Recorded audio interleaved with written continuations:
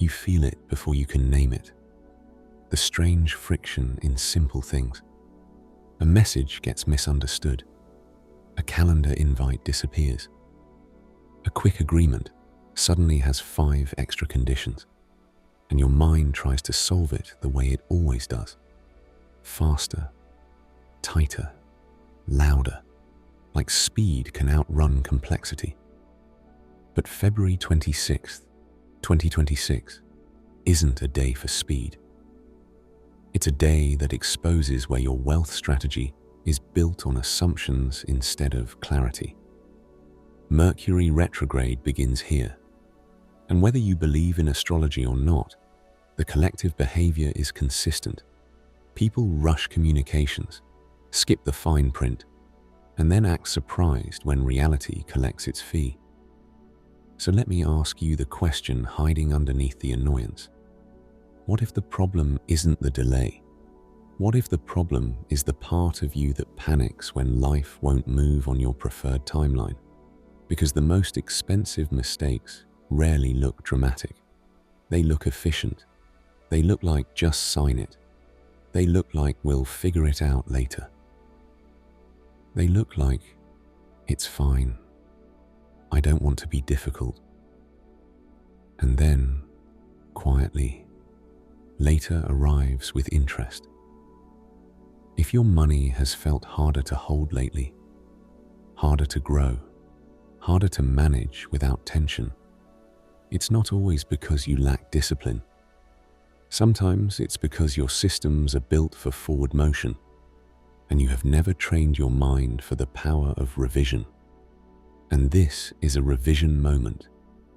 There's a particular kind of stress that shows up right before you recognize a deeper pattern. It's not always panic. Sometimes it's irritation. Sometimes it's a sharp edge in your chest when you open your inbox. Sometimes it's the urge to clean everything up in one night, because you can't stand the feeling of loose ends. You've been trying to be responsible. You've been trying to stay ahead. You've been trying to keep your life from becoming expensive. Expensive in money. Expensive in time. Expensive in emotional bandwidth. And yet the same problems keep resurfacing in new outfits. A miscommunication with a client. A payment that didn't go through. A subscription you forgot to cancel. A friend who thought you meant something else. A boss who heard your boundary as a threat. What makes it feel so personal is the internal dialogue. You start negotiating with yourself. Maybe I'm careless. Maybe I'm not focused enough. Maybe I should work harder. Maybe I should stop trusting people. Maybe I should stop trusting me. And underneath all of that is a familiar fear. If I don't keep moving, I will fall behind. This is the pain that doesn't get respected in wealth conversations. People talk about strategy, discipline, hustle, leverage, like money is only a math problem. But wealth is also nervous system. Wealth is also language. Wealth is also the ability to hold complexity without collapsing into urgency. Because the truth is, you can do everything right and still get hurt by one moment of unclear communication, one rushed agreement, one half-read contract, one text sent while you're triggered, one yes spoken while your body is saying no. And if this season has been pressing on you, it isn't random. It's revealing where your wealth is stable and where it's held together by speed and hope. Here's the shift that changes everything. Not every delay is an obstacle. Some delays are protection. Not every confusion is failure. Some confusion is exposure. Exposure of the parts of your life where where you've been operating on autopilot. Mercury retrograde is commonly reduced to memes about chaos, but the deeper pattern is simpler. When communication, planning, and coordination get strained, the system reveals what was never truly clear. So if something gets complicated now, it doesn't mean you're cursed. It means you're being shown the true cost of what you were willing to assume. And that matters for money, because money follows clarity. Money follows terms. Money follows what is written, what is agreed, what is tracked, what is repeated. When clarity is weak, wealth leaks. This is why some people make more but feel poorer. They earn, but they hemorrhage through miscommunication, rushed decisions, unclear pricing, unclear boundaries, unclear expectations. They don't lose because they're unlucky. They lose because they are always moving too fast to verify reality. So the lens today is collective transit, not personal fortune. It's environment pressure, not destiny. It's the way a season can make everyone more reactive, more distracted, more interpretive, like static in the signal. And the calm response isn't superstition. The calm response is maturity. Slow down long enough to confirm what you're actually agreeing to. Astrology, at its roots, wasn't born as a personality game. It was observational first, agricultural, civic, and seasonal. People watched the skies to track cycles that affected food, trade, governance, and collective mood. It was never originally about what will happen to me. It was about what kind of conditions are we in and how do we move wisely through them. That's the responsible way to use a transit like Mercury retrograde, not as a prophecy of guaranteed problems, but as a reminder that certain conditions make miscommunication more likely, assumptions more expensive, and fast decisions more fragile. In wealth terms, Mercury governs the threads that hold money together: agreements, receipts, messages, invoices, timelines, negotiations, shipping, documentation, the tiny details nobody wants to read until they're in pain. Retrograde, symbolically, is not about doom. It's about reversal pressure. It's the season that asks, did you actually mean what you said? Did you actually check what you signed? Did you actually build a system that can handle reality? And here is where threshold cycles matter too, because some seasons are not built for expansion. Some seasons are built for revision, repair, and resecuring your foundation. Ancient timing philosophies and initiation traditions understood this. There are liminal passages where pushing forward creates more suffering than pausing. The threshold is where you learn to carry yourself differently, not where you force the old version of you to sprint. Let me ground this in real life, because this is where the teaching becomes tangible. 1. The contract that looks standard until the payment terms are tested. You've seen this. A freelancer agrees to a project over a casual conversation. The client says, "We'll pay net 30. The freelancer hears, "I'll get paid next month." But net 30 becomes net 45. Then we had an internal delay. Then, can you resend the invoice? Then, our accounting needs a different format. No one is evil. But everyone is moving in a system that rewards vague language and punishes the person who didn't document the agreement clearly. Retrograde seasons don't create that weakness. They expose it. 2. The pricing conversation that never actually happened. A small business owner avoids stating boundaries because they want to be liked. So they say, "Sure, we can adjust. Sure, we can add that. Sure, we can make it work." The work grows. The scope grows. The resentment grows. And the profit shrinks. Eventually, the owner feels drained and says, "I'm not making money." But the deeper truth is, they weren't making terms. They were making emotional decisions and calling it business.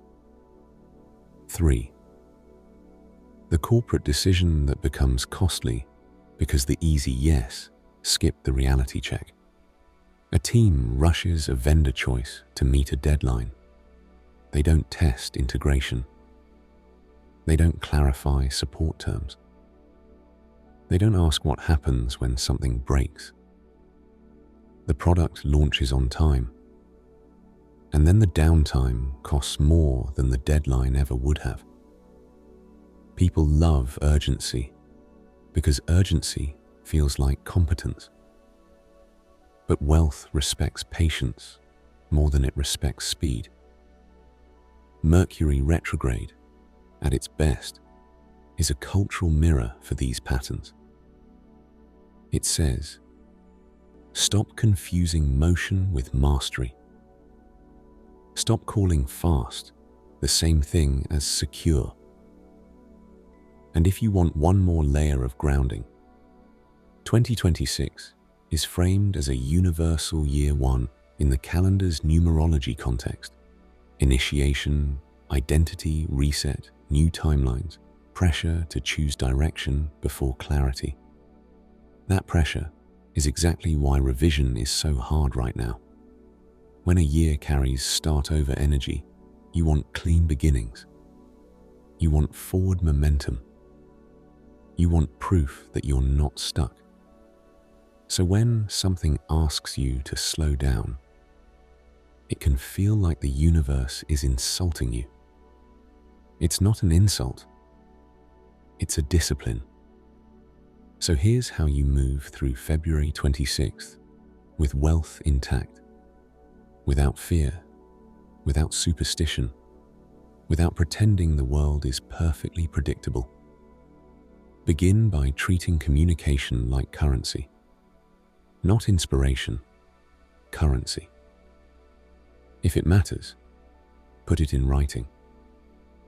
If it costs you time, clarify it twice. If it involves money, don't rely on memory.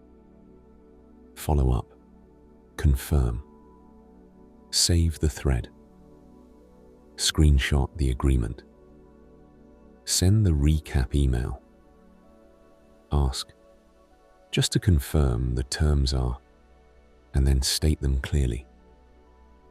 Next, renegotiate your relationship with quick. Quick is not always efficient.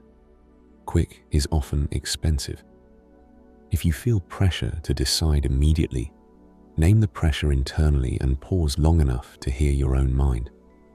Some deals are real. Some deals are bait for your fear of missing out. A clean decision can survive a verification moment. Then, audit the silent leaks. This is not the glamorous part, but it's where wealth becomes stable. Look at subscriptions, auto-renewals, small recurring charges, forgotten memberships. Look at the places you keep paying because you keep avoiding a tiny conversation with yourself. The leaks are rarely massive at first. They become massive because no one wants to face small discomfort consistently. Also, simplify your active obligations. Not forever, just long enough to strengthen the foundation. Fewer open loops, fewer half promises, Fewer "I'll get to it later" commitments that keep your mind in debt. The richest people aren't always the ones with the most opportunities. They're often the ones with the clearest terms and the smallest number of fragile moving parts. And finally, practice repair without shame. If you made a rushed choice, fix it. If you communicated poorly, clarify it. If you agreed to something unclear, reopen it. Not with apology energy that collapses your authority, but with adult energy that respects reality. I want to make sure we're aligned. Here's what I understand. Here's what I need. Here's what I can commit to. That language is wealth language. That language protects your time, your money, and your dignity. Because the goal isn't perfection.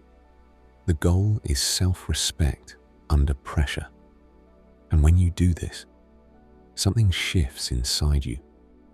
Your wealth stops being a fragile performance and becomes a grounded structure.